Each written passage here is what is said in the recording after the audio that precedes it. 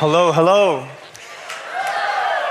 It is an absolute honor and privilege to be with you all today. I'm so excited to have a conversation with you around the future of medicine, because the future of medicine is the medicine of frequencies. And we're going to discuss exactly what Einstein meant in this insight.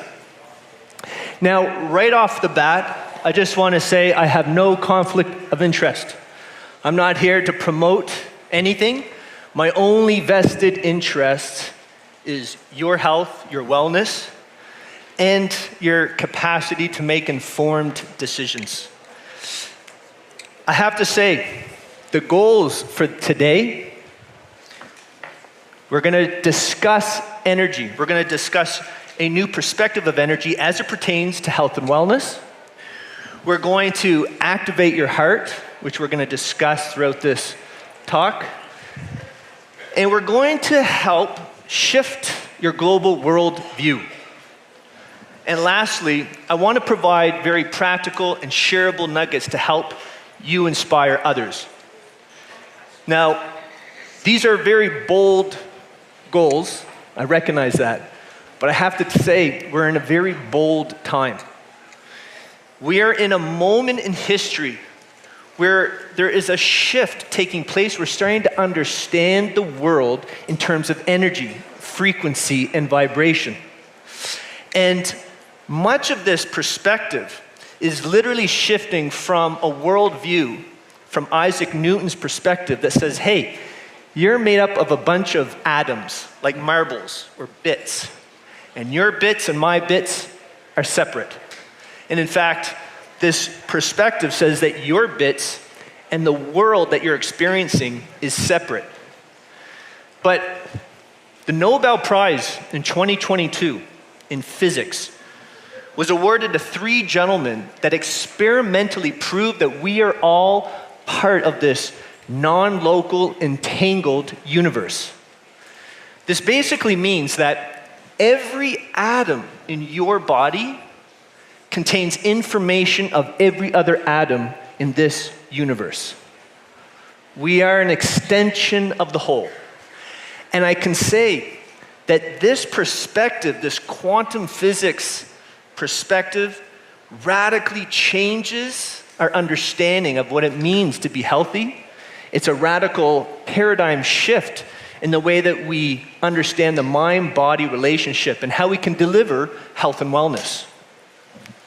Now, we're going to be discussing a lot about the heart as we explore energy and frequency, and I thought it would be appropriate to begin our conversation with a little story of my heart. I grew up, my heart started to beat in New Brunswick, east coast of Canada, and I grew up, asked a lot of questions, and I eventually made my way to medical school, became a physician, and interestingly, in my very first year of medical practice, I found out I required open heart surgery. And this was a rude awakening. As a physician turned patient, I really began to experience and appreciate our medical model from a completely different side. Now, granted, the physicians correctly diagnosed my problem and physically corrected my heart. But I have to say, there is something fundamentally missing within this journey of healing. And as I returned back to work shortly afterwards, I was then appointed the chief of our department. So very quickly, I got to experience our entire healthcare system from the bottom up and the top down. And I realized that not only is our entire system really outdated, but how we study, how we define health and wellness is completely narrow in scope. Again, something was fundamentally missing.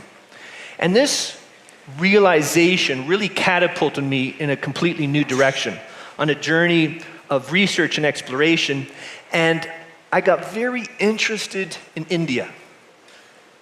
In India, how they approached health and wellness, the whole person perspective, mind, body, spirit.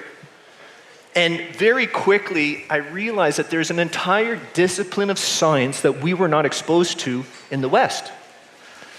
And it fascinated me because when I was there, meeting with different, spiritual practitioners, spiritual communities, these swamis had such a profound understanding in science, particularly physics.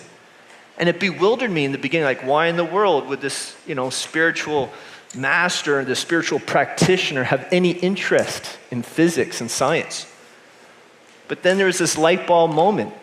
As Einstein said, everything is energy.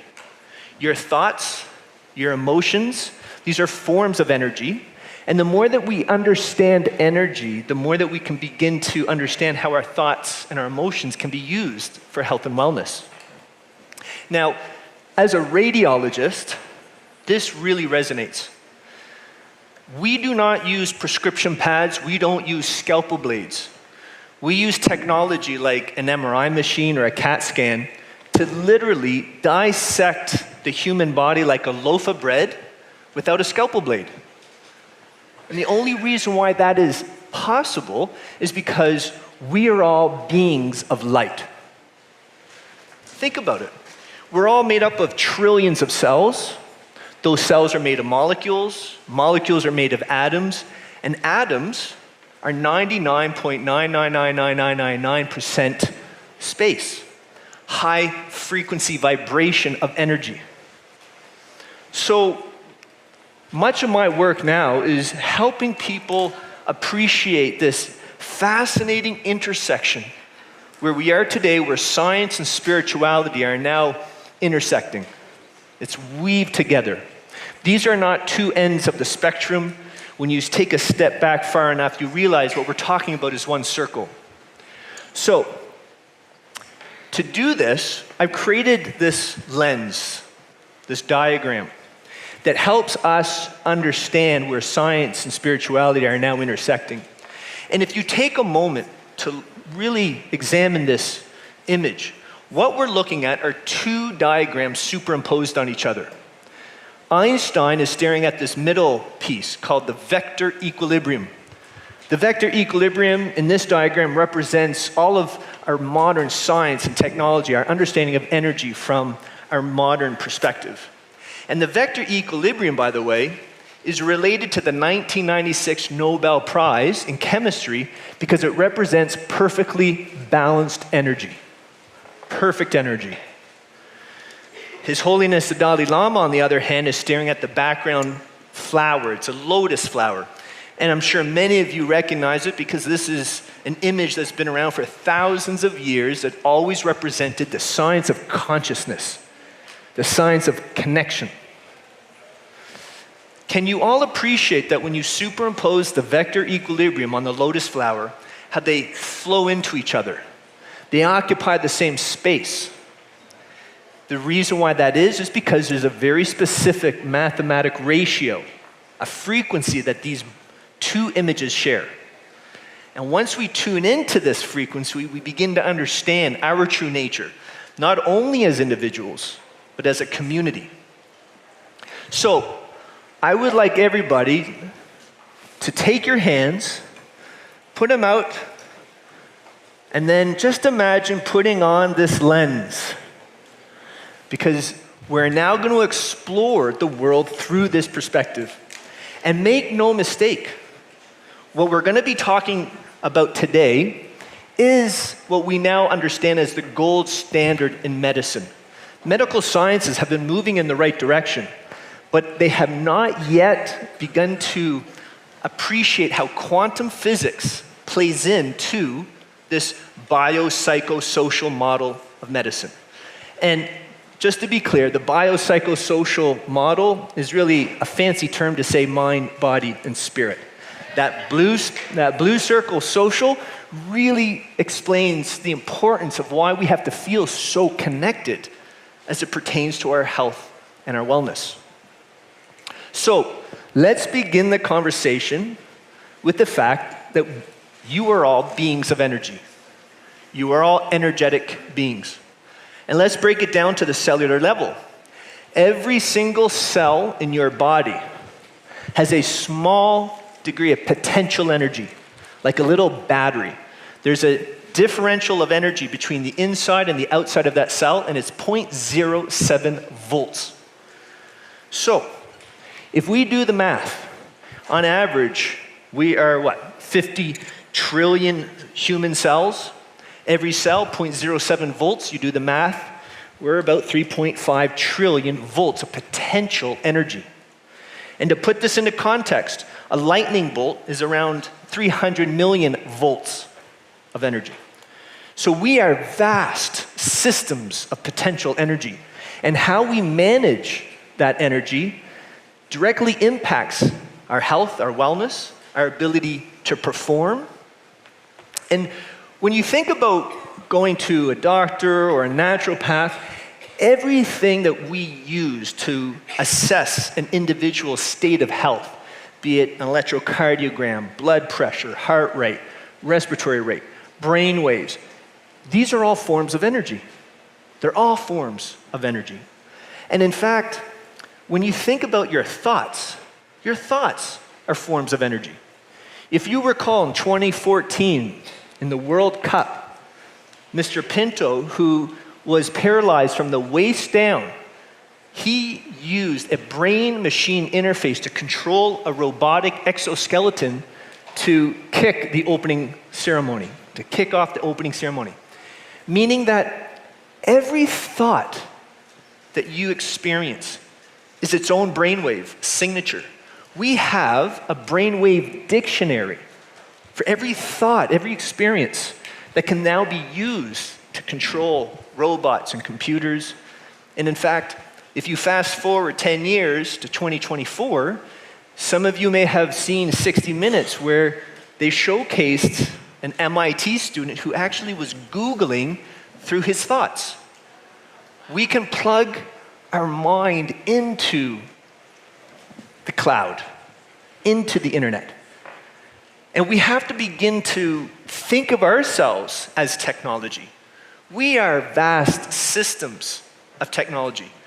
I mean, every second you have about 1 billion chemical reactions taking place within your body. Every second. This is a very complex energetic system that we each are. Now, what's interesting is that it turns out that the heart plays a critical role in not only how we manage our own energy, but how we function as a technology. Dr. Roland McCready is the lead researcher at HeartMath, which is an organization focusing on psychophysiology, the science of understanding how thoughts and emotion affect your physiology, your biochemistry. And what we've realized through research is that your emotions, which are forms of energy, are literally encoded in the rhythms of your heart. Let me just say this again. Your emotional state, what you are experiencing in any given moment, is information that is actually encoded within your heart rhythms. Here are two diagrams, two graphs. Imagine having Jake and Kai up on stage, and they're both wearing heart monitors, okay? Now imagine one of them is represented by the red graph. One of them is very anxious, perhaps nervous. You can notice how the heart rate variability is very irregular.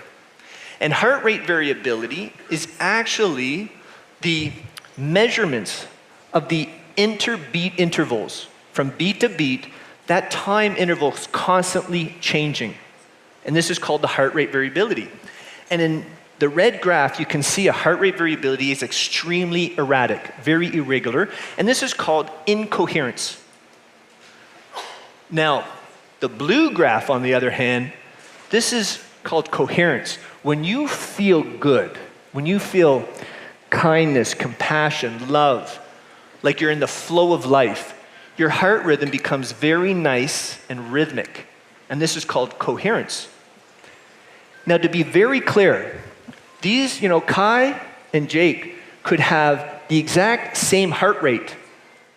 It's not heart rate that we're talking about. We're talking about the rhythms in the heart rate variability, which is encoding our emotions. Okay? The reason why this is so important is because this information that's encoded within our heart rate variability is being sent up to the brain. It hits the thalamus, which is in the central part of the brain, and the thalamus is like a relay station which eventually sends that information to the rest of the brain. So I want you to think back in times where you were so stressed. Maybe it was for an exam or for a presentation, and the moment you get up to perform, you're so nervous that all of a sudden your mind goes blank. You're studying for an exam for weeks, and when the time comes to write the answers, you don't know what you know anymore. Think of times, however, on the flip side, when you just feel so amazing. Maybe you love sports.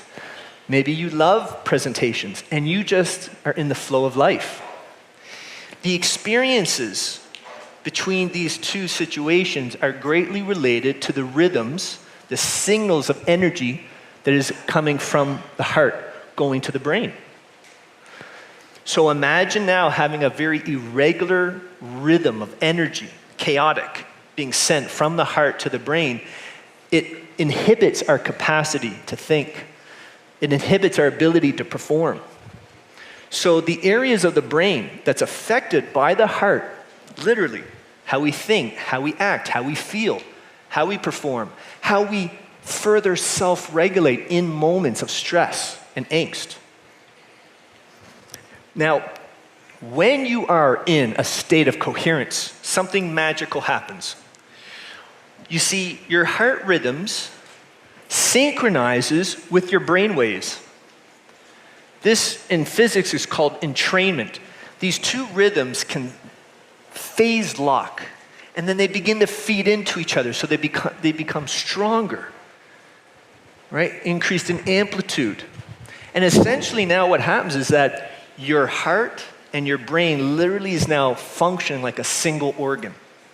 And in that moment, your brain is functioning at an optimal level. Okay? It's optimized.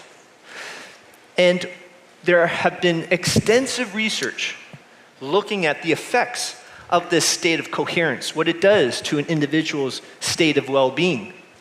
Here is a graph of a study that was done with patients with diabetes, a very high-risk group, very often afflicted by mental health. And you can see that within 6 months, pre and post, you can see significant improvement in mental health, in their mental health. Radical improvement. And in fact, in a separate study where they introduced these techniques to high school students, you can see how college prep scores increased by 73% by simply introducing simple techniques that allows us to optimize our internal energetic frequency, which in turn affects the way that we think, act, feel, how we perform. Now, it's not just the brain that is receiving the benefit of the heart. If you imagine, the heart is pumping energy through your entire body. The rhythms of the heart is literally sent to every cell in your body. So imagine we all get into a bus, we go to the symphony, we're there early, and all the musicians are now on stage and they're warming up with their instruments. Every musician is playing their little bit, but nobody's synchronized with each other. The conductor hasn't shown up yet. We in the audience would perceive that as noise, incoherent noise. The moment that the conductor shows up and synchronizes all of these musicians, now you have a beautiful piece of coherent music. The heart is the conductor. Every organ system literally is like a musician. And when we are in a state of coherence, our organs, our biorhythms, they all synchronize to create this beautiful, optimal, energetic frequency. Everyone following? this affects every system. Your cardiovascular system, your respiratory system, the cerebral spinal fluid pulsations around your brain and your spinal cord, even the electric potential in your skin, they're all now getting synchronized by the heart. If there are any musicians in the room, the drummer is the most important band member. The heart is the drummer. It gets everybody in beat, in flow with each other. And when you're in this optimal physiologic energetic state, it's as if you're activating your technology and you're energizing yourself. Because in very simple terms, we are either in one of two states. You're either losing energy or you're gaining energy. It's very simple. And as technology, we're essentially like a battery, and we have this beautiful, divine capacity to charge and energize ourselves. Now, I want to make this point. This is very important. What we're talking about, the state of coherence, is not the same as relaxation. I hear that a lot. Oh, I love to relax. I love to cook, and it helps me relax and unwind, which is wonderful. But this is not coherence. In this graph, you can see on the top left, in relaxation, you see the heart rate variability. When you do a power spectral analysis to see what's the frequency, what are the frequencies within that heart rate variability pattern, you can see on the top right that there are many frequencies and really nothing that's, of high amplitude. But when you compare to the bottom left of feeling appreciation, which is one of these emotions that can cultivate coherence, you can see now that the frequency, there's a massive spike at 0.1 hertz.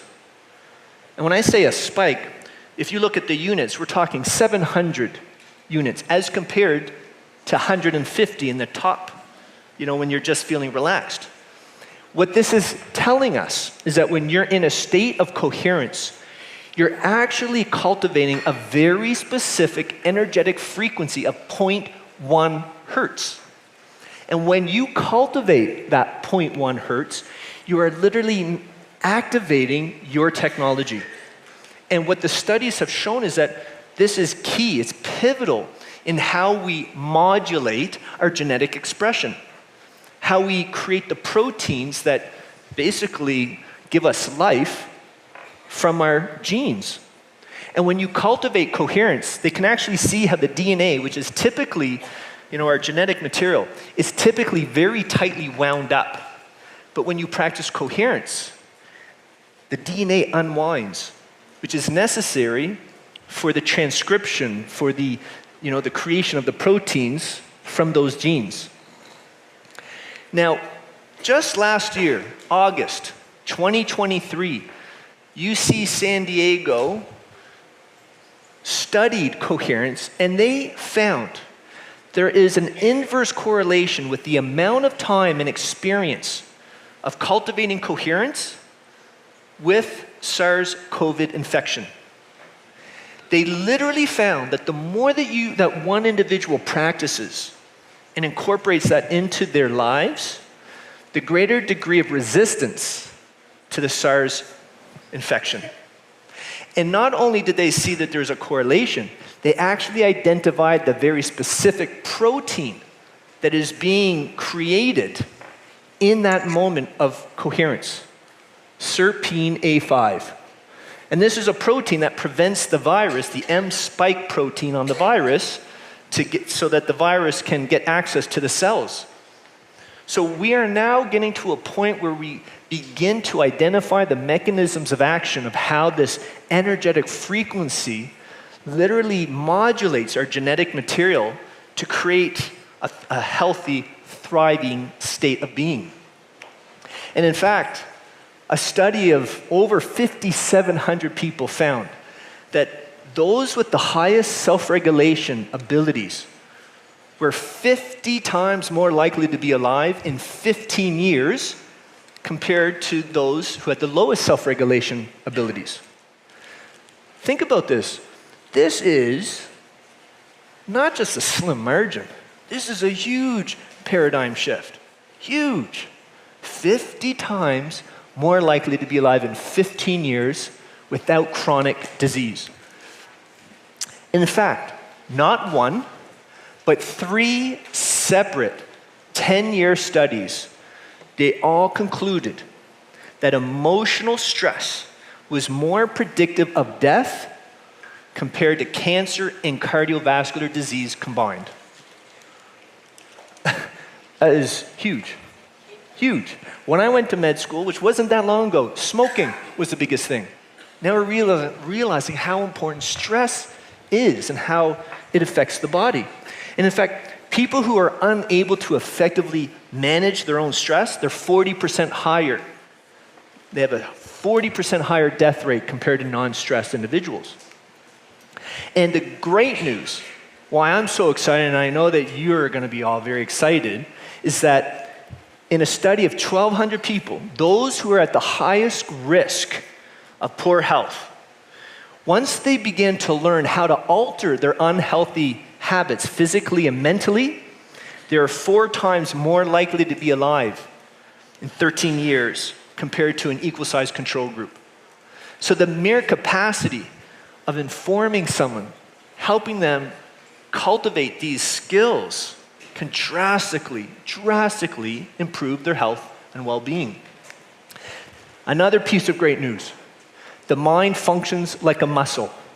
Dr. Sarah Lazar from Harvard showed that when you take people off the street, you teach them how to flex that mental muscle. If you practice 20 minutes a day, within 2 months, you will see structural changes to the brain. So imagine if we all started going to the gym. In 2 months from now, you notice how your muscles are looking leaner and stronger. The brain is no different. We can do an MRI today, and in 2 months, if you were to practice 20 minutes, in 2 months, I could show you with an MRI machine how your brain structurally changed. So the areas in the brain that's associated with stress, the fight or flight response, it shrinks. It's less sensitive. It's not as hyperactive. We're not going to respond to the external stress as like we used to. We have a higher degree of resilience, a capacity to lean in to challenging moments, challenging situations. And the frontal cortex, the more evolved parts of the brain, that area gets thicker. So if you think about it, these techniques help facilitate our own evolution. It expands our capacity to thrive, and it reduces parts of the brain that are less evolved, that holds us back, related to fear, angst. She's on fire. And I think we've seen this first place before. And she was first place last week, Paige Wheeler. And Great job. Paige had 10 Whoa! people come on Paige, last you're on week. fire. That is incredible. More what is it called? Sample passes? Yeah. AO Scan sample passes, a 6-pack. Coming your way, Paige. Congratulations.